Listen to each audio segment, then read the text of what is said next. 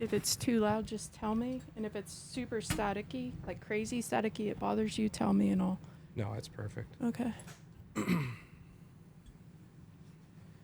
And yeah, this is it. It's does not look like in here what you see on the podcast, huh?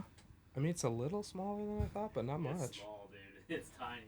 It looks a lot bigger on film. And this AstroTurf kind of stinks. Dog's been pissing on it. Johnny's dog hangs out on it a little bit. Was he guys with you this week? He was, but he didn't come. He wanted to, but then Johnny's like likes to be alone. Like a free spirit? Very free. That's the vibe. Likes to go to the mountains and be with him and his dog, and that's it. Did the hair give it away? And the beard? Yeah, he said a couple things, and I was like, this guy likes to chill. Yeah. You like to chill. I do. You're a chiller. Dude, we've been out fishing here in Florida the last couple days. And Ricky T, you're the 13 Fishing lead rod designer. Yep. And not only that, but you were a hammer fisherman. Like, if you look at Ricky T Fishing the Dream on Instagram, like, you catch some freaking absolute hogs in the whole Tampa area. We're from Tampa South. Yeah, we play the local game a little bit. Yeah, it's fun. nice. Your The tournament addiction. partner looks just like you. You guys are like twins. Yeah, I've been told that. So is he. I overheard you got a Phoenix, and I overheard you've only had it 2 months and have like 70 hours on it already. Yeah, I actually checked, so I thought it was at 75. I'm like at 70 or 68 or something, so I exaggerated a bit. But What's cool Not a about lot. you, like when we posted all the pictures too, like, you know, a couple years back when I first hopped on with 13, and you took me to one of your local honey holes, and we caught them on Swimbaits, but we caught them. We were in Florida, Tannic water, and caught them on Swimbaits over brush piles. Like, no one does the brush pile game like you do the brush pile game, and that's because you're originally from up north, isn't it? yep, in Minnesota. Minnesota. So I love that offshore, get away from the bank. When you talk about 70 hours, he idles like these Florida lakes, and no one does that for the most part. No, not yet. We'll see how long that takes Yeah. for people to catch on. Hey but Ricky, they bring live that there. mic close to you. Perfect. Like that? Yeah. Good? See, hear the difference? Oh, yeah. Yeah.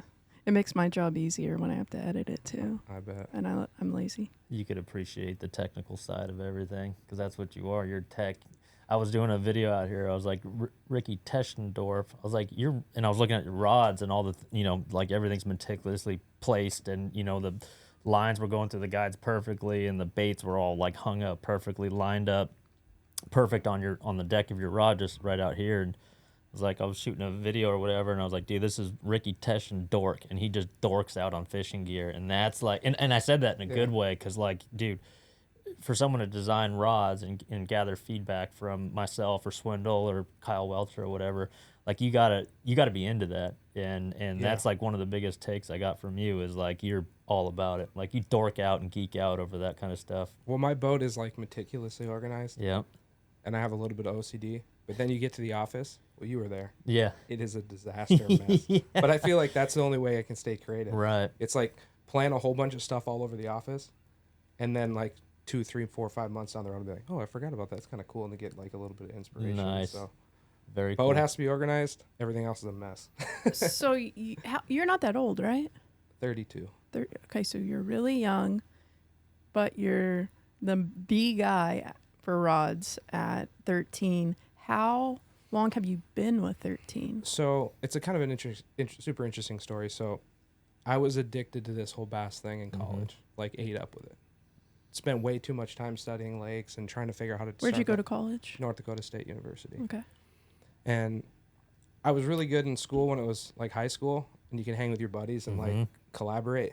Collaborate. Yeah, that's what we call it. So that was easy. But then I got off to college, and you do your own thing, and you try to figure out in life like what you want to do. And I wanted to be in the industry so bad, but it was kind of secretive, right? Like you don't know how to get into it. Yeah. Like nobody tells you this stuff. So I studied it like crazy, and I remember looking at ICAST thinking that was like the holy grail, the place to be. Like if you're in, Right, especially back then. yeah, if you're in the know, that's the place. Yeah. So Jim Coble started the 13 brand like 10, 11 years ago, whatever it's been. But started in ice fishing. I was from Minnesota. I had plenty of time during the winter because I'd get paid all year the landscape. And then when it snowed, we had to go shovel or plow. But that was it. So it was like getting paid. You're young. You have no Right. responsibilities. It's like, let's ice fish like crazy. Yeah. So that's all we did. Yeah. And Jim came out with all this stuff and actually had it exclusively at Gander Mountain at the time. We picked it up. We're like, dang, dude, this is crazy. And 'Cause Gander was strong up north, right? yeah, super strong. Yep. And this stuff was like something you've never seen before, because Mm-hmm. the ice industry was never like taking. It was never Gucci. It was No. like, yeah, you guys were talking the other day, like $20 rod, like ugly stick rods that bent like crazy. And that was it. Yeah. Period. So he comes out with this crazy cool stuff, and I'm like, we got to have this. So we started filming and shooting videos as best we could, you know.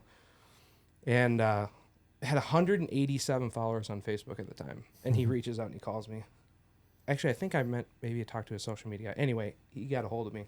I was in college, and he's like, this is Jim, the owner of 13 Fishing. I was like, this might be my shot. Like, Yeah. this might be my way in. Like, I don't know. And he's like, I hate ice fishing. I'm like, for a guy that doesn't like ice fishing, you make some epic stuff. Killing like it, yeah. crazy good stuff. He's like, well, it's too cold, but sounds like you guys like it, so let's go to a trip. And Jim's originally was from the pure fishing side. Correct. That's where he got his roots, right? Yeah.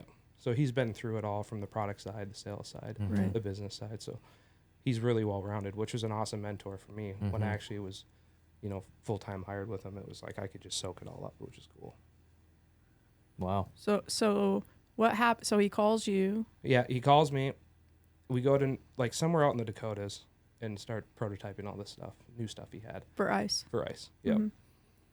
We go to sushi like as we get back, and he's flying out to Wait, hold Minneapolis up. How did he get your information? Like through social media. You were yeah. just a fan of 180. 13? Like, Yeah, 187 followers or something. Yeah. And I would just hound him, you know, and I would Just send him geeking out. stuff you were all the time. You were Yeah. You were poking him. a little bit. And Yeah, it was going nice, actually to good. his buddy, and his buddy called Jim and was like, you just got to call this guy. It was probably just to make me go away, because I was probably driving him all a little bit crazy. You're one of Dude, those you gotta shoot your obsessive shot. social Yeah. media fans. You got to That's shoot your awesome. shot. Like for everyone watching, like shoot your Yeah. shot, man. Absolutely. awesome. Yeah. So where was I at on that? Like, So he calls you. yeah, he calls me. He invites me out to North Dakota to come test this stuff with Uh-huh. me and all my buddies. Give him all the feedback. Trip's over with. He takes me out to sushi. We talk a little bit, whatever. And I don't know what time passed, but I remember vividly trimming bushes, the bush trimmer, just out there with my $12 an hour, just doing the working man thing. Landscaping. He calls me. He's like, hey, man, I want you to come to ICAST.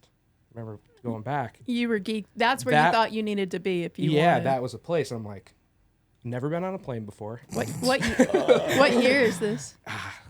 I'm horrible with years, but it was like, it had been 10 years ago now. Yeah. So I've Yeah. been with him since the beginning, Wow. essentially.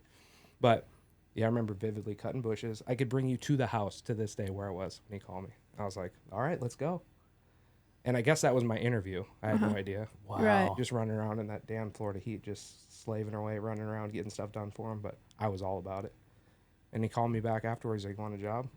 I literally, my wife and I just got married, broke as a joke, like no money in the account. Sure. I said, yep. Didn't negotiate pay. I didn't know Right. what I was going to No, get paid. dude, Nothing. no, You yeah. just say yes. Sure. Where's your dream? Yeah. And then Jess and I said, yep, let's go. And I remember going to Florida and like no money in the account, completely drained, like credit cards maxed out. Of Mom course. and dad are with, you know, like to Sure. bring us down there. Sure.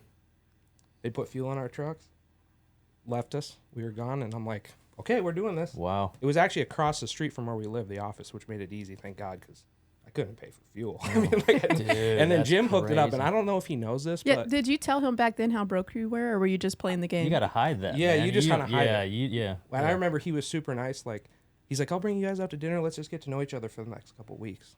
Well, he doesn't know this, but like, if he didn't do that, it would have been like, what ramen noodles can I steal from somebody because it was that bad? dude. But it was a dream. You got to go for it. Wow. Yeah. And for those who don't know, Jim Coble is a freaking, like when I first met him, and this was just last year when I visited, I Yep. met him for the first time when I visited the headquarters there in Tampa. And that guy is a very, he's not intimidating. He's a very like outgoing, hey, how you Relatable. doing? Yeah, yeah. You know, shake your hand, look right in your eyes. Hey, man, this is our goal. Like right away, like down to business. Like this is where we're heading. You know, he actually he's like offering signature rods and this and that. We immediately like talking business. Like as soon as I met the dude, younger. He rolled up in his G-Wagon. I was like, dude, that is a sick ride. Trait's always wanted one. And he's like, here, if you threw the keys at me, he's like, go take it for a spin. I was like, dude, no one ever does that. Like, So- that's the type of dude Jim is. He's not to get off track, but about Jim, because I was like, so did he come from money? Like, I wanted to know his story, so I've asked around, and he was integral at how gulp became something in the saltwater industry, correct? Yep.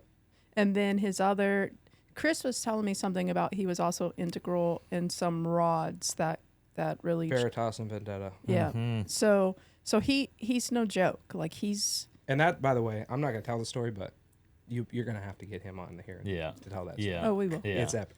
Well, just all I- you got to do, look in the dictionary, look at the Words. meaning of Veritas and Vendetta, Exactly. and that is exactly why he named him that. That is 100%. amazing. That's very cool. So you're broke. What was your first job there? Like, what did he bring you on to do? Were you the first employee? I don't even know if I remember what there was. We're not big title people either. Right, by the way. right, So right. like you get in the office, like what does this person do? It's like Whatever you can. whatever you got to do. You pull the right? rope in the same direction. All of Yes. you. That's It's it. a team. Yeah. It's a exactly. full-blown team. Absolutely. And we've got team in the United States and internationally as well. We actually got a guy here from Italy, Yep. which is super cool. So we're actually getting feedback from him on his predator markets and how we can build. But I guess my point with that is that it's all a team effort. With you guys, it's a team effort. Yep. Like everything we do, we want to have everybody involved. There's no like absolutes in fishing or tackle. Like 13 fishing is, I mean, I've been on 2 years with you guys now, and after visiting the office, my first impressions of 13 fishing, and similar to yours, it's like it's like a wow brand. It's like, dude, they're out to prove something. Like you said about Jim, you guys talked the other night about having a big chip on his shoulder Yep. and getting after it. Like that's what he does. My first taste of 13 fishing was at ICAST again few years back, 4 or 5 years ago, when you guys came to market with a $400 or $500 rod, and I was with Megabass at the time, so I knew what $405 rods were, and looking at them, I forget the Archangel. Yep. Looking at those and looking at the product showcase, and then looking at how many square feet you guys had at the ICAST floor. Like when you guys do something, it's like all out. And I have to assume that's Jim's 100%, mentality. Yeah, it's absolutely. like get after it. Yep. So what were you doing in the very beginning? So I remember like cleaning bathrooms, packing boxes. Like it was funny because Matt told the story yesterday, 2 days ago, whatever it was. But like we remember vividly every PO that would come in, and as they would come in, it didn't matter what time of day. If it was 1, 2 o'clock in the morning, we're in that warehouse packing boxes. Wow. And then it got to the point where I don't know where it all came from, but like there was inventory coming like crazy coming, and we had no idea. I don't know why, but this is like young. You're right. new Right. companies It's like that a startup. Yeah, it happens, right? So I remember containers show up. Well, there was one particular case where there was nowhere to put it. Like legitimately, there was no room. And it was like a rent-a-cop situation. Like that went through our brains. And then we ended up just tarping it all because in Florida it rains. And they're Chinese cardboard boxes and Taiwanese cardboard boxes. It just falls apart. Yeah. So we tarped all this stuff and we like slept on cardboard boxes right next to all of our inventory for weeks until we figured out what to do with it. That's That's awesome. what it was. It was just anything that was thrown at you, you just did it. And that- you worked took care towards of it. it. And that has a lot to do with the growth rate, right? I mean, it started with ice. Like, was most of that stuff ice fishing stuff the It's first couple of years? Right away it was, Yeah. yeah. Did you guys always have like the funky colors, like the standout colors? That wasn't so much until the last couple of years, Mm. which is cool in itself. And that's like a totally different conversation. Like Yep. the mindset of like, not just development, but like the visual cues of a product and why you do it. Marketing. Correct, yeah. Yeah, I know that stuff. Yeah, you're good at that. You and Ben. Yeah. Yeah. I feel like I might have been trendy a little bit. At what point was management like, Ricky, you know your stuff, you're learning a bunch, like we are going to dedicate you to strictly rods, not reels, not baits, but rods only. So Jim actually, that whole him taking me under his wing thing, Yep. that was a whole part of it. So for the first year, it was him and I, between packing boxes and cleaning bathrooms and playing Rent-A-Cop, it was product development. Like put your hands on the pulse and deal with these factories and these vendors and relationships and travel overseas and the whole deal, right? So he brought me along, and I learned. I soaked everything up, and then at the time, his other business partner Brought you along like overseas? everywhere. I mean, like dinners, business meetings, sales meetings. Good for Jim. All Wow. of it. Yeah. It was super cool. Good for Jim. Yeah. And I learned everything I could from him, That's which we'll keep talking about things, but that explains who you are, like who I've kind of set back and figured out you. But this week was when I I met you, well, we've talked on the phone and stuff, obviously over the year, but when I saw how articulate you are and how you know your stuff, I was like, yeah, this has to happen. Yeah, It's yeah. not even. So anyway, sorry. No, you're good. It's because like this is it for me. Yeah. Like there's no other Yep. option, right? Like I'm not going back to trimming bushes. I can tell you that for damn No. sure. Right. This is Yeah. not gonna happen. Okay, so we got your backstory. Now I Yep. want to get into the goods. So have you always been the one? Was it you and Jim from day one designing those rods? Yep. When Chris came on board, I'll be honest.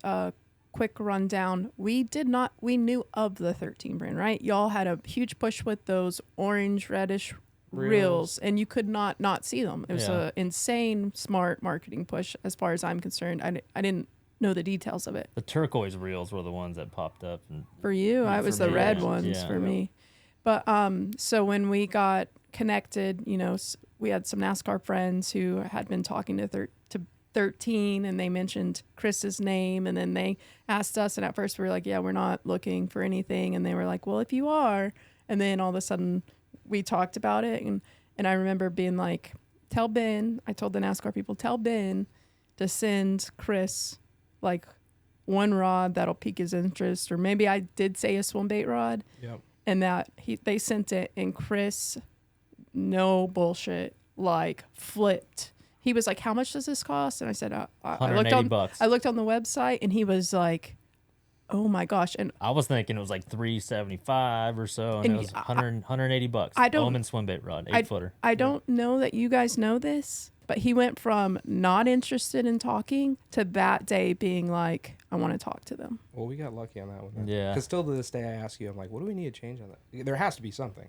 Well, I'll get it out of him eventually. There's Yeah. something he wants to tweak, right? But like, you got, Started out as a musky rod, isn't it? Kinda It's- like a little bit, yeah. But it's Yeah. called a swim bait rod, 8-foot swim bait rod. Exactly. Yeah. then just to get that out of the way, right? So you're the rod guy, but here's my thing. Whenever we announced it, we didn't know y'all's brand. We started getting some like comments that were just going after y'all.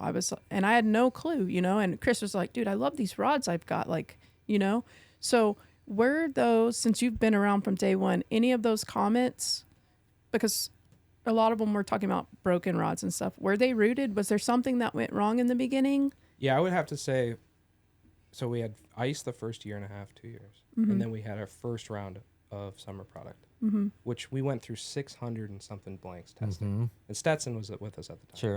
And he's the same way, super meticulous. Everything's got to be perfect.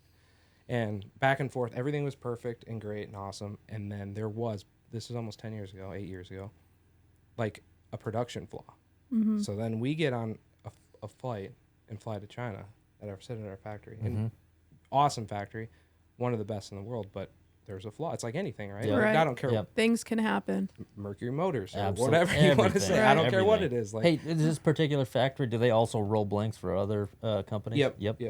So there was a production issue, and we went and resolved it. And at that point, there wasn't a lot of rods at that point, but there was enough. And when you start out small, and you have a small Footprint. correct, Yeah. it like flares up a lot easier. Right. A lot easier. Yeah. And so y'all obviously fixed that Correct. Yep. We've It- moved factories, and we've got a lot of backup places. And in place and Exactly. learned, what happened and how. Was it just like you guys were growing too fast situation, or no, it was probably just a QC thing at the time, like certain things to have to check, because along the way there's so many processes. Like Yep. one thing gets baked wrong at 1 degree, it'll break. I started my fishing career, like just out of high school, working at a small tackle store in South Bay of California. And I don't care what manufacturer it was or what brand it was. I mean, the Lamb glasses, the G. Loomises, the All-Stars at the time, the all of St. Croix, whatever. They all broke. I worked Yeah. at a retailer where they would come in and say, well, this broke, 6 inches from the tip or whatever. I swear it wasn't my fault. Like, we had so much of that. I don't care what brand it is. Things are going to break, just like you said. I mean, outboard engines, bass boats, whatever, things break, especially in our industry, guys are rough on them. I mean, this is Absolutely. outdoor stuff. Crisp high but what sticks and define boat flips, Oh, like yeah. no other, dude. I played Like, hockey, so I love high sticking and boat if flipping. a rod's and- gonna break, he's Yeah. gonna be the one to break it. But And a lot of that's times not if what it- defines the company, like the Yes. breaking, because it happens. It's how you handle the breakage and customer service and warranty, and y'all kill it there. That was like instilled from day one. Yep. Like if Gotta there is an be. issue, Yep. it doesn't matter what the issue is. Yep. Take care of the customer Yep. at all costs. Yep. And we put in like oops protection plans, we call it, right? So like Right. if you get it, you pull a bill dance and break the thing, right? Yeah, and it's like your you fault, Yeah, you but- send it in depending on the product retail price. It's $50, $75, $100. You send it in Right. and get it Right. replaced. But That's a but big- they all for just so everybody's clear, like everybody says they break on a 1 pound bass, Right. right? Like it's unbelievable. Like they Yeah. all break on 1 pounders. Right. So Well, I can say Chris is the perfect litmus test, right? And over the years, so before he joined y'all, how many rods do you think you would break a year at that point? Mainly from his era, boat flipping, but how many were and you travel too, like right with in all there. the rods I've fished with throughout my career, I think I've been at 4 different sponsored, rod companies, plus all the other ones that I break 4 to 5 a year, like just because I'm rough on them and tough So on them. last year, how many rods did you break? 2 or 3 high sticking. Yeah, see, like, and so that's when I was like what are these comments rooted in? But do you feel like y'all have, like, come so far past that image, or do you think that one mistake, because like you said, you were so small, you're still like, Well, I trying think when to you beat come it. into the industry and like make a shock and awe and like Right. ruffle some feathers, yeah. I like, mean, we do that. that happens, right? Right, And we like know. people are wanting to either hate or love you. Yeah. It's like polar opposites, Yeah. right? Right. You don't ever feel like you Yep. find somebody in between. Right. Like it's just like chilling, everything's good, whatever. It's Right. like either I love this stuff or, I hate this stuff. So But that's just like anything. right. So now let's talk about the real fun stuff, like what you do. So a lot of people talk about like, like I want my rods made in America and blah, blah, blah. One of my questions I always wanted to ask you, do you feel like you can make the sort of high-end rod you want to make here in America? That there's any sort of capabilities here manufacturing-wise? There is a little bit, Mm-hmm. but the problem with that is everybody wants stuff made in America, and we do too. That sounds like a great idea, but the know-how and the amount of detail that goes into this stuff that's trained and actual, like, production force, if you will, it doesn't exist. The manufacturing process is overseas. Correct, Yeah. for the most part. It Oh, doesn't, yeah. not in like mass production stuff. It doesn't Right. exist here. Yep. You just couldn't make enough of them. You couldn't have enough people Yep. that knew how to wrap. By the way, like just thread wrapping, like if you're a thread wrapper, you're like top notch. Like the amount of detail you have to be able to pull it off, like they're And the best. thread of the best. wrapping is what? Just running the threads to keep the guides on the rod. Yep. And that's like, No overlap. I mean, it is just side Perfect. by side Yeah. threads perfectly. and they're doing hundreds and thousands of them. Out of all the factories overseas, how many would you say have the like top thread wrappers? There's probably like, the ones that we play around with, they're all probably some of the best, but we run around with like 5 to 7 different factories at a given year. And how many factories are overseas pumping out rods? Hundreds and hundreds of them. Yeah, they're Wow. everywhere. When you hear of like a JDM rod, right? How many of those JDM companies are using factories outside of Japan, would you say? Almost all of them. All of them. Right. Yeah. Yeah, almost all. All you got to Right. do, I mean, next time you're in Bass Pro, like, pull it off the rack there, and some of these JDM brands, I mean, look at the bottom cork of it. It says made in China right Yeah. there. Right. It's But the just one- a giant misconception. Yeah, exactly. Yeah. But the one thing we pride ourselves on is like the American design and the American influence, and Right. working with guys like yourself, Chris. Like that's where all this stuff. Jared. That's where. Yeah. That's how it gets to what it is. It isn't because we just go overseas and pick something Sure. off the shelf. Right. Right. So every mandrel we own, which is a part of the like a steel mandrel we call it, and that's what's rolled that we roll the graphite on. That is like the mold, if you will, for a product. Huh. We own all that stuff. Is We own that- all our own reel seats, like everything down to the guides, or everything except for the guides we own. So out of all the like companies that you see at retail, how many of them rod companies do you think own their own mandrels and reel seats? Probably not a lot of them, and there's a lot. Like less Spe- than 10?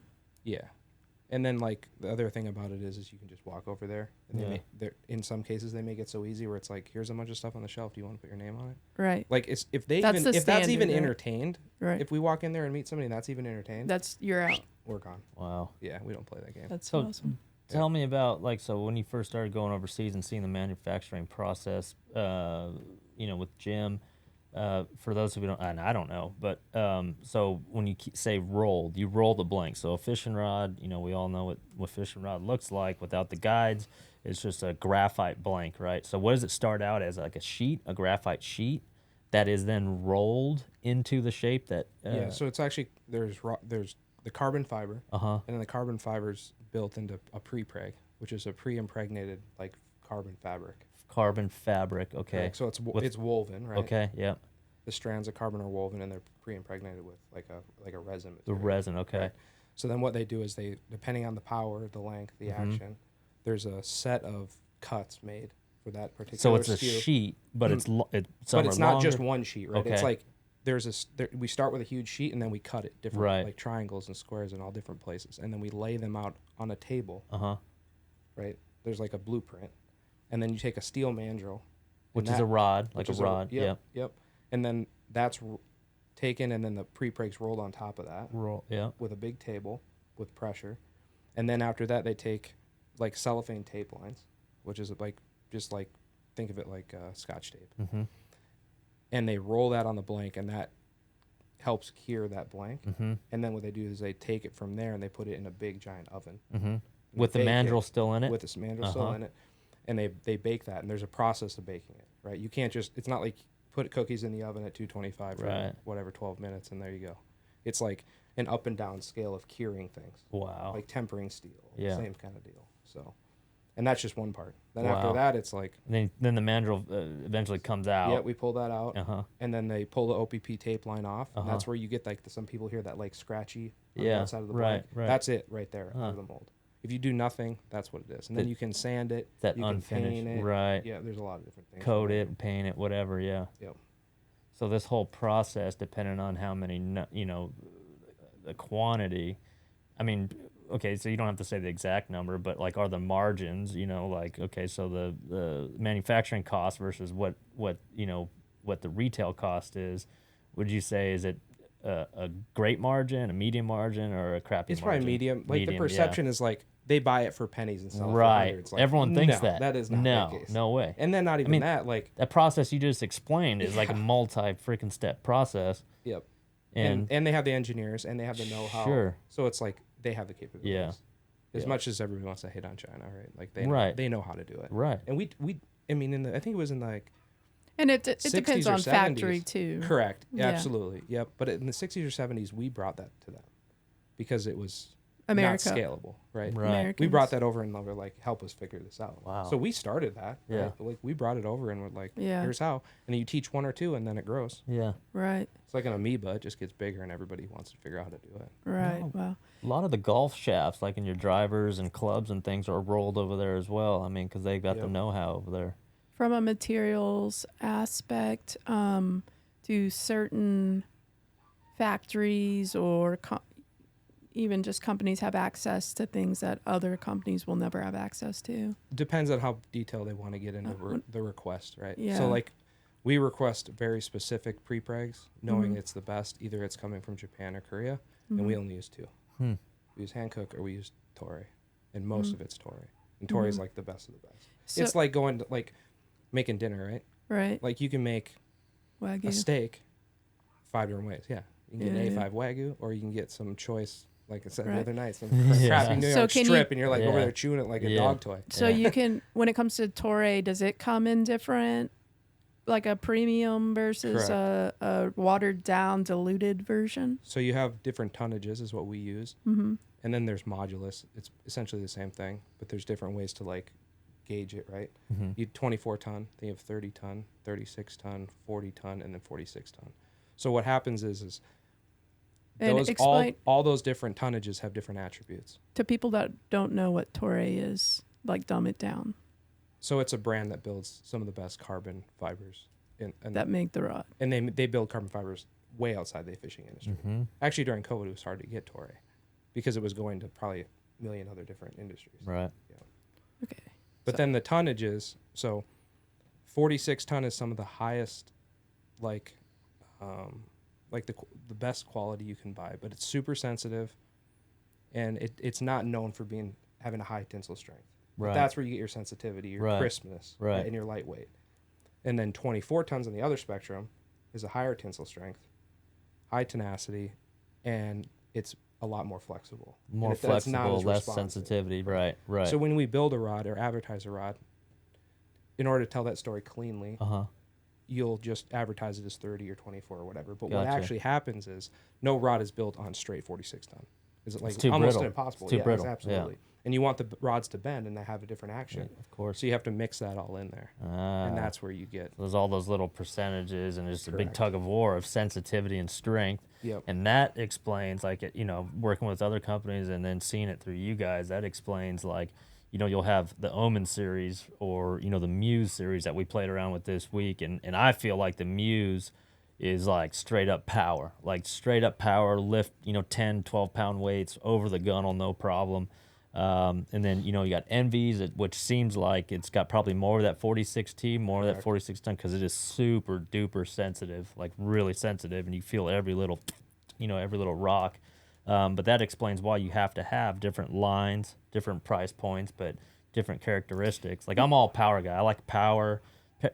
That word parabolic gets tossed around the industry. Yeah. So you probably hate that word, parabolic. Yeah. Give me a parabolic rod. Yeah, there's no standard. There's no standard. Like, or powers, right? Heavy, medium, heavy. Yeah. It's like, what does that actually mean? Exactly. Yeah. Like, exactly. How many companies that are sold at one of the online retailers are dabbling in that 46?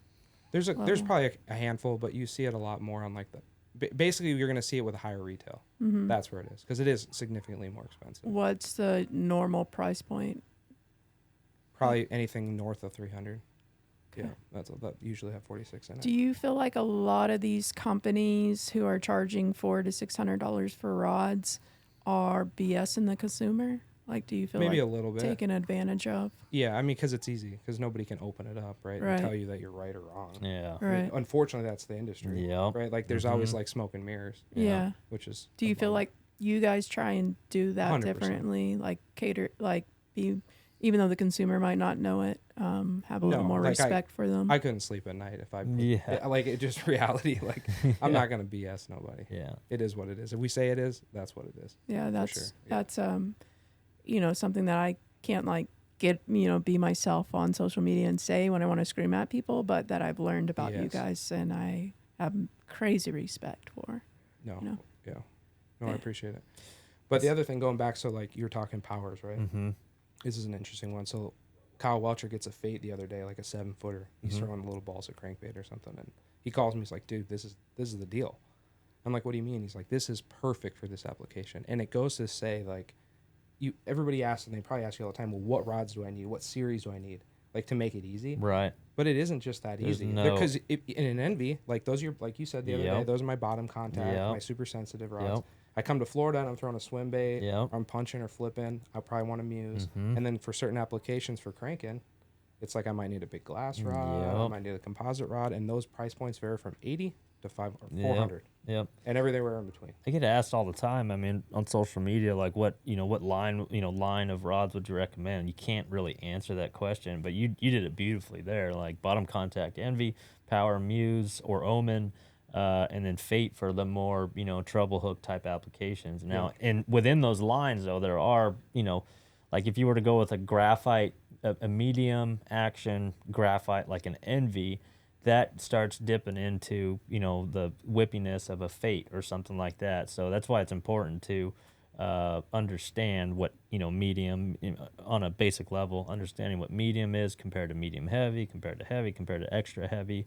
And, that just kind of takes time to develop. And there's a lot of people, I get asked rod questions the most in my inbox more than anything, because like you said, there is no standard. Like if you tell them, a 5-power, a 6-power, like what does that even mean? Yeah. Like, because a 6-power in this company is way different than a 6-power in that company, and some, last, I was with Megabass and it's a Force 7. Like, what does that mean, dude? Like, you just don't know. And then when people are buying them, from a retailer online, it's like, okay, let's just pray that this medium heavy 7-footer was like the medium heavy 7-footer I had last year or whatever, and you just don't know, unfortunately. Do most rod buyers, do you think that they want to feel the rod in their hand before they actually purchase Probably it? 50-50. Right. Yeah. Some are super analytical and like very Yeah. like price point driven and like strategy driven from Yeah. like Mm-hmm. an assortment perspective. And then there's others that are just ate up with it. And like they want to see it because that's the stuff they geek out on. You Sure. know? And they need to put it in their hands because they love it too. Right. Yeah. Do you feel like the rod market is like completely saturated? Because it seems like It's unbelievable. Isn't it nuts? It seems like yeah. over the last decade, like rod companies are popping up all over the place. Yeah, it's mind blowing. You And look at Tackle Warehouse. Yeah, Tackle Warehouse, Bass Pro, or whatever. I mean, Yep. just the assortment of rods, and it's really just whoever survives. And I feel like that's where like really the pros, a guy like Gerald Swindle makes develops a signature line of rods like you. You got to stand out somehow, whether it's in competition or sales competition or tournament competition. Like, how do you stand out? And you guys are doing it beautifully, obviously. And that's what's cool about building that series with them. Mm-hmm. Is there's some stuff in there that maybe doesn't match up perfectly with what we would call a certain power rod, Right. but it's what he asked for Yeah. specifically, and it took 2 years to get there because there was some stuff. I'll be honest with you. He's like, "Hey, Ricky, we need to build this," and I was like, Why? "I was why? like, Gerald, do we though?" And he's Yeah. like, "Yeah, we do." And then we would build it, and then I fished with it, and I was like, "Okay, now I get it. It's his way to teach to how he does something, Yeah. his style, Right. which is like super important." Yep. Because there's no absolutes. There's no perfect way, but his way is taught meticulous to use this hook and this bait and this line with this rod, and here's why. Yeah. And then you do that, and you like, And you okay, understand it. yeah. And if you're willing to be open-minded Mm-hmm. and like take people's insight and like your insight, like you did the other day with the Yep. Swimbait rod and Yep. the different line, and then Swindle's ideas of like throwing a frog in certain applications with a 7.2 medium heavy, which I thought was bizarre. Yeah. But he puts them in the boat. And Yeah. you learn that stuff, and you start to create your own way to do it. That's how Yeah. you move forward as a Yes. company, as a pro, or that's how you move As an forward angler, right? together. Yeah. I was talking the other day, like the worst thing you could do and for all of you guys that are pro staffers or want to be a pro staffer, the worst thing you could do to the company that sponsors you is by, praising them and saying, "Oh, I love this about this rod. I love this about this reel. I love this, love this, love this, love this." Like, tell them what you don't like about it, because that is way more helpful for you and for the guy who's receiving, But to that's develop. what Ricky's trying to get out of you on that swimbait rod. I've got nothing bad to say about it. And We that's can the get lucky, truth. I guess, every now and then. Yeah. Maybe put some camo in it. That's the only like color. That's it. But yeah, that's just a little tip is The honesty, right? Yeah, you Because have at some to be. point in time, you're going to be on the don't water. be afraid of getting Yes. let go by the company. You got to challenge the the whole designer. Of Just having a little plug there. Like, Yeah. for any of our pro staffers Yeah. watching, and you do that, like, you're probably moving a little closer to the chopping block. You local boys that are down there and that just want to tell us everything's good. Like, Yeah, we need help. So Yep. just for fun, we send stuff sometimes that you know. that we That you know is isn't perfect. garbage, and yeah. we're like, let's just see. Yeah. Yeah. That's smart. Wow. Flush them out. Yeah. So is there like one company that's not 13 that you say, dang, they make some good rods? I think there's one in particular. Can you say it? Yeah, Daiwa does a really good job, I think. Really? Yeah, I think they have awesome capabilities, and I will give them credit on the fit and finish of their product. It's unbelievable. They're a huge company. I mean, Yeah. giant company. Yeah. Yeah, so they do a really good job, and you got to give respect. You Yeah. have to, Yeah. right? Like, Yeah. you can't total yourself. Are around all saying their everything's rods? perfect. Not all the rods are made in Japan. No, No, not at all. A lot of China. Yeah. Yeah. But obviously still good rods. Mhm. Right. Absolutely. So- And that's just there's a lot of them. Right. You know? Right. So I got so many questions. I'm so excited about this. What about when it comes to guides? yeah, What are your opinions there, and where can you screw up? And there's 3 different manufacturers that we use. We use American Tackle, which does a really good job, especially on like the mid to low price point stuff. Mhm. Which is what we use on Swindle's rod. Mm-hmm. And then you have Alps, which does some really good stuff, Never heard of particularly them, on like saltwater, or what we used on your double foots for your yeah. swim bait rod. Double foot. That's Yep. Alps. Yep. Yep. And then Fuji, and those are the only 3 we use for the most part. there's a couple of, others that we use as well, but that's trying to Are particularly guides- hit a Are price Fuji's point. the ones on top, like the most Yeah, expensive? yeah. Yeah. So if you're saying, okay, like no matter what guide we use, these are the criteria they have to do well on. What's that criteria? So price point's number one, because there's so many of them and they add up really quickly. I mean, you run Yeah. a set of Fuji Torzites and it's like crazy money. Okay. Like how And much then- are they per? It just depends. Like, If I were to buy one, if I were to order one. I think a Torzite stripper guide, like a 25 size, I want to say, don't quote me on this, maybe $25. Oh. I mean, 25. That's one And guy. then how many Yeah. guides you got? Exactly. Oh yeah. my. So it goes crazy. It can go crazy, and that's just the guide. That isn't to put it on the rod or not. Yeah. Right? Right. Yeah. That's retail too, but So price points obviously a yep. huge And then factor. durability is probably the next one for sure. And so how are guide companies like cheap? Like how can you make a guide that's not durable? So an insert problem Mm-hmm. that can be an issue as well. Yeah. So again, the whole QC thing. Fuji was on top forever. We use them. Love Fuji guides, but at a moment in time, this was actually when we were not using them for that particular reason. Wow. But they moved stuff overseas, and they got out of Japan, and then they started building in a place called like Qingdao, China, and the guys would Issues. pop out, Yeah. problems, issues, The to the inserts. point now that even to this exact point, we buy the product, and then we have our own QC team go through every single guide before it's put on the rod, Wow. just to double check. How it's about right. that? Yeah. They're still manufacturing in that area of China, Yes. but they probably fixed a few of the Absolutely. QC Oh, issues. 100%. Yeah, absolutely they have. Yeah. But you just double check, right? That You is never know. amazing, Yeah. and that's gonna make a highlight reel. That's gonna be a reel because that right there, I didn't know that about 13 rods, but that's impressive. Yeah. And there's hundreds of thousands of Yeah, stuff and the other thing too is a lot of stuff that happens if something you get a rod as a consumer, it's probably because it was shipped. Mhm. Like I don't know, like FedEx, like guys get your stuff together because Yep. it's like unbelievable. yeah. Like every time you guys are on the road and you're like, I need a rod, we're all like, Oh boy. hope it shows Yeah. up Yeah. or it's not in two pieces. Right. Most of the times when they show up broken, it's not the rod. It's Oh, absolutely. It's the people moving it for you. Yeah, 100%. What's crazy is like you talk about shipping, and we all know shipping costs have gone up with the economy and gas and things like that. But like the difference in shipping from like a 7-foot box or cardboard sleeve, to a 8-foot or 8.5-foot, like that just that difference right there is. And just like recently, everything. right? Like a couple of years ago is Yeah. when the 8-foot or when shipping companies were like, no more. Absolutely. Yeah. I was building rods back then, and I remember that. It was like Moment. it's like triple or more, I Mhm. think. Yeah. I try not to look at it because it kind of makes me sick. Got to readjust my I know a budgets lot. every year. Yeah, a lot of companies have stopped making rods of that size, and I'm sure consumers wonder why, but it's the shipping thing. Well, it's like I talk to guys in Europe, and it's like everything's two piece or put in. Right. Like, Right. They can't do one piece. Right. They can't ship it, and then once they get it, they have nowhere Right. to put it. It's like they don't run around in tundras like y'all do. Right. They gotta find a little car to put it in. So what's the gig about reel seats? I love that you guys make your own reel seats. I think that if you ever want to be a reputable rod company, that it's a must. And I like how many, I mean, gosh, totally less than 10 companies making their own reel seats, right? Yeah, there's probably not a lot, but it just takes a tremendous amount of time, and that's the other thing about And like the cost, whole yeah. like team. We have some of the best 3D CAD guys around. They're awesome. They're unbelievable. They will sit in there and like take my crappy hand sketch drawing probably from a table of a bar somewhere Right. and give it to them the next morning and be like, hey, it's like this, but it's kind of like that. And then it changes. And they're like, I got you. So That's like so awesome. if somebody like you run into somebody on the road and they like steal some shit and you kind of get a glimpse of their face. Yeah. Just like call us and we'll like have them sketch them out. And we Yeah. can do a wanted Yeah. poster because like they're that And good. they nail it. Yeah. Yeah. With ergonomics in mind, right? That's the Yes. end result. You want it to look cool, yes,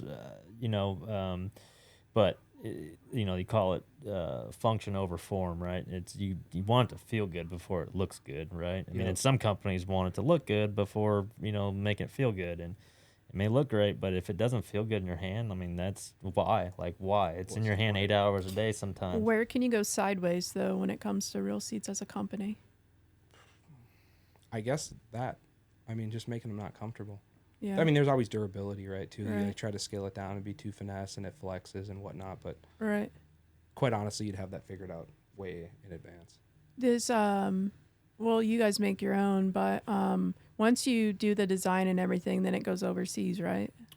So no, No. we do all our designs, and then we have a bunch of 3D printers, and we'll 3D print. We have cardboard boxes full Of just of 3D, 3D printed prints, just trying to stuff. figure it out. Yep. And that is, and once it gets to that point, and we're all happy with it, like Swindle said in his video, it's true. We'll print out handles and reel seats and send them, and then you put them in your hand, play around. You like it, you don't like it, tweak it. Just what do you think needs to be, move it forward, backwards. This line changes, whatever. Add a fillet here, whatever. You'll ship them like a sample, like just like a handle sample. Yeah, just 3D printed. Yeah. Yep. Whatever one you guys have on the Muse is pretty nice, and that's all original, isn't it? Yeah. Yep. That one's sick. The only part on there we use the Fuji hood. Yep. Do you feel like you and Chris have an opportunity to make that there's a gap in the market that you and him can come together and 100%. fill? I think so. Yeah. Absolutely. Yeah. Really. What would you like, without giving it totally away? Like, what are the glaring, like, obviouses to you of why y'all, or what y'all have to do?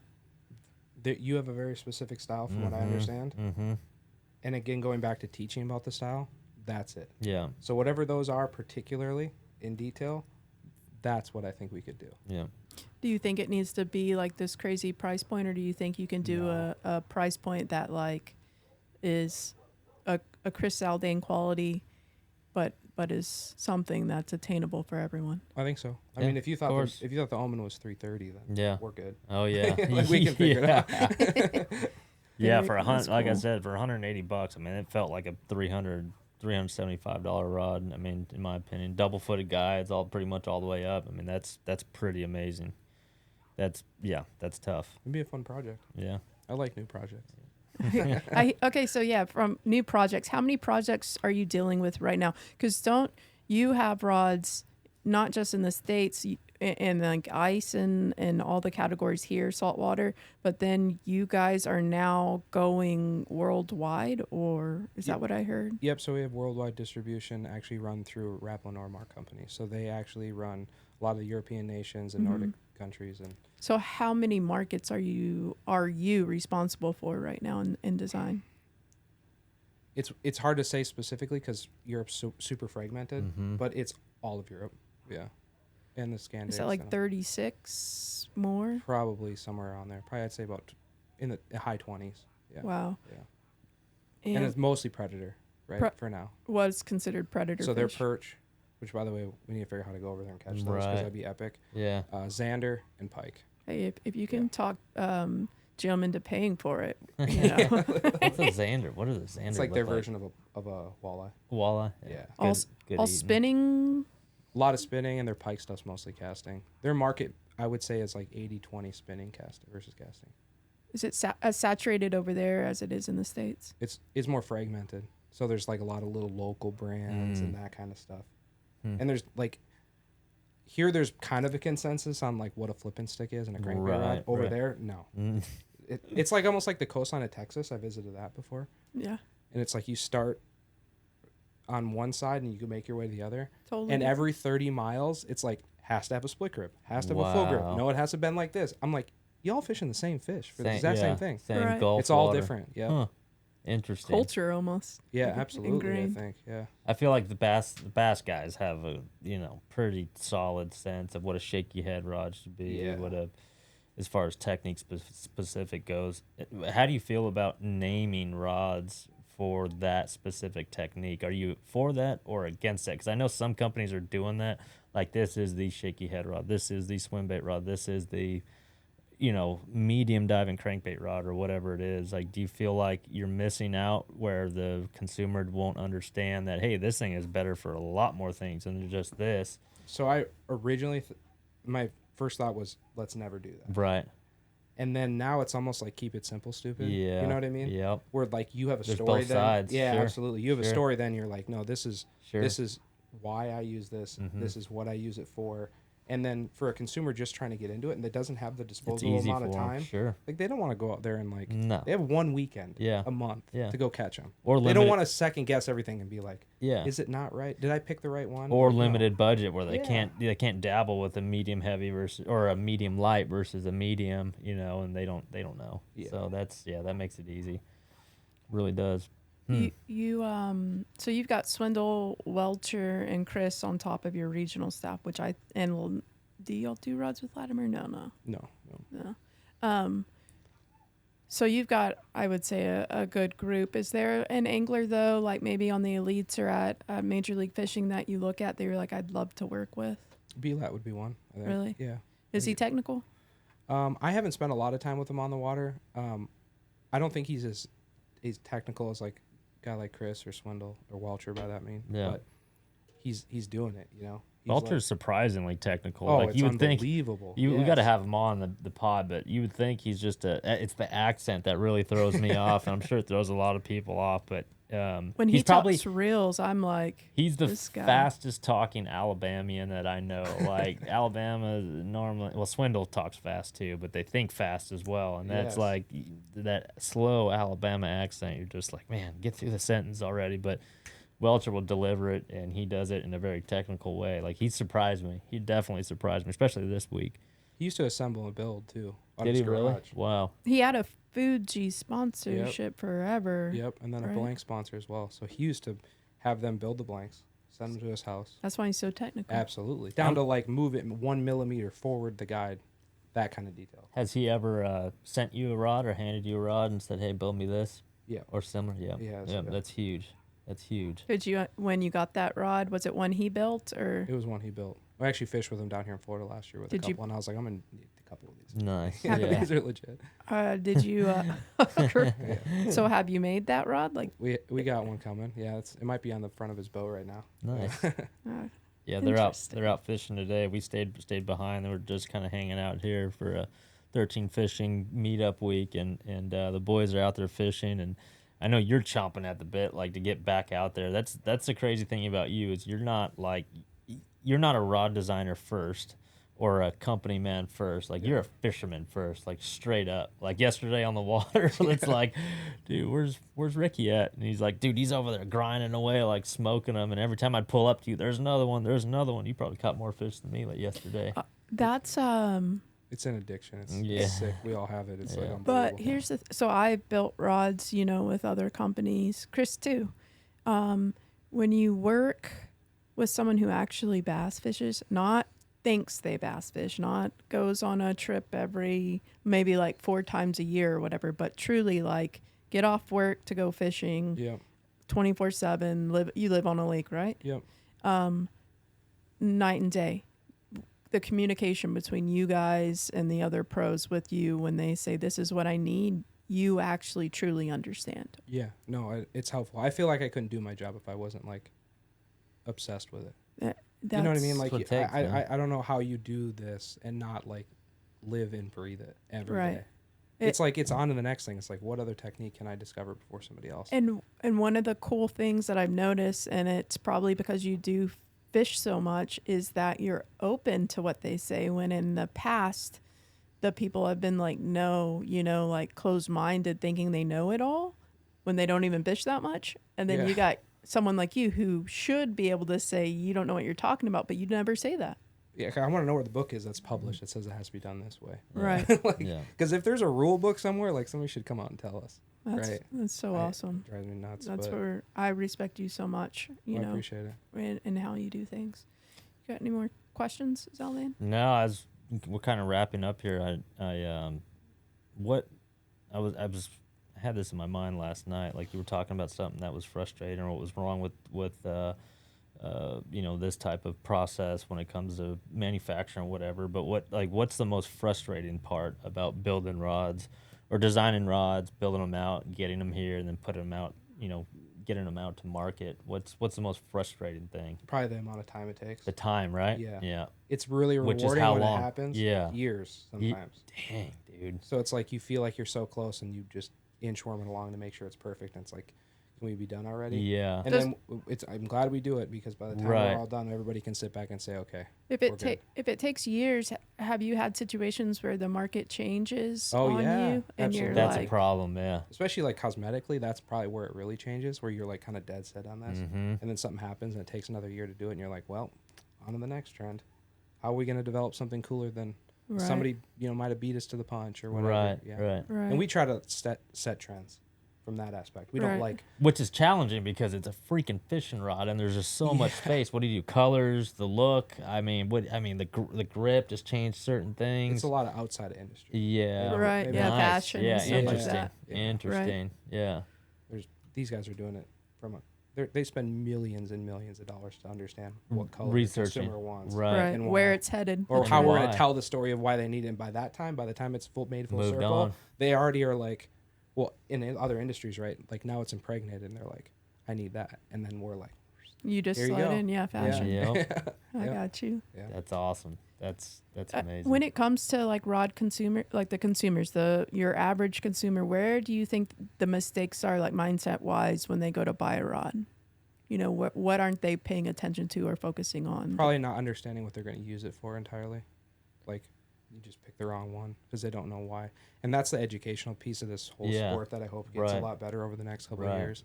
Is we just start to, like, you're really good at it. Like, I love that about you on live because it's like when something's happening, you're just going to tell everybody. Sure. You know what I mean? Sure. And that's super helpful. Yeah. Right. I mean, it might be a disadvantage. It hurts me I sometimes, bet. but dude, they gotta know. Yes, Like we want to absolutely. know. You gotta know. He Yeah. narrates it for the fans. It's purely like trying to give people something to watch and Yes. enjoy, which is And then they can one- try to apply it later. Yeah, exactly. Yeah. That's just human nature. That's what we want. That's what we need. Yeah. Wish everyone was like that. I really do. I mean, I like to learn. You know, just this week, you know, where there's a tournament going on in Okeechobee, and I'm tuning into live yesterday from the water. Like, I want to learn something. Sure, Yep. absolutely. That's the biggest thing is, you know, whatever job you're doing, whether it's on live, you know, Bassmaster live or the other MILF live, whatever it is, or your job, like it's just like what Jim did with you, like just opening up and teaching you the ropes, Exactly. no matter what it is. I mean, imagine if everyone was like that. We all can't be like that, but imagine if everyone was like that. Do you It's feel such a like better too place. many people? Yeah. Do you feel like too many people are afraid to put things out there and to teach and stuff and want to hide things?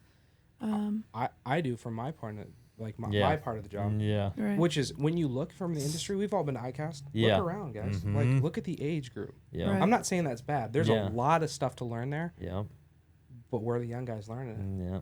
Right. They're not around. Sure. It's nuts. Like Yeah. I hope we can get the young blood in here. Yeah. We need the next generation. Yeah. We have to. Mhm. Right. I Yeah, agree. yeah. Totally. And not from just like the YouTube and tournament perspective, which is super important. Yeah. But I mean like actually like In the industry, like in these companies. yeah, 100%. Why do you think so many young people aren't in our industry now? Is it it doesn't pay well, or the opportunity? The old people I think maybe don't. we're probably at a weird tipping point where like a lot of the older people are haven't made their way out yet. Mhm. They're close to retirement, so Right. something's gonna have to Tenured. give. But the other part of it is like what I struggle with. It was a godsend that I was even able to get this job. Right. But like, how do you get in? Like, Yeah. who do you call? Who do you talk to? Right. You Just hound- like you. Yeah, I just guess, like you right? 10 years You ago. get lucky, Yeah. you just hound it, them. right? That's the only way. I get that. I hound a lot. It's not like being a doctor or a lawyer or interviewing for a right. whatever There's no job. pathway. no. Like Indeed doesn't have that much. No. You know. Yeah. What? Yeah. So what would you tell like the people who are watching, the younger guys who are like, I just want to be in the industry. I love to fish, but tournaments aren't my gig. So how can I make a job out of it? I would say be super passionate about what you're doing. Right. Never give up on it, Right. and like be hard headed and be Mhm. stubborn and like Mhm. hound the person that you want to work for. If you You know want what I to mean? get it. And yeah. quite honestly, you might have to do it for free for a little while. Yeah. Right. And not full time job. I'm not telling anybody to go work for free, but like Yeah. if there's an opportunity to run a weekend at a show Yeah. and go sit down with some people and learn, or Learn. get into a retailer and Right. like make an impact from that perspective, I suggest you do it. Yep. Yeah, because if you want it that bad, it doesn't matter. You'll have to be broke for a bit. Sure. You know? Right. It's just Right. part of life. But yeah, your bank account may suffer, but like up here, the knowledge you gain, I Yes. mean, that's huge, dude. It's Like that- intangible. yeah, absolutely. Absolutely. And That's that's stuff awesome. that college, I mean, Right. can't teach you that. Right. Not in our industry.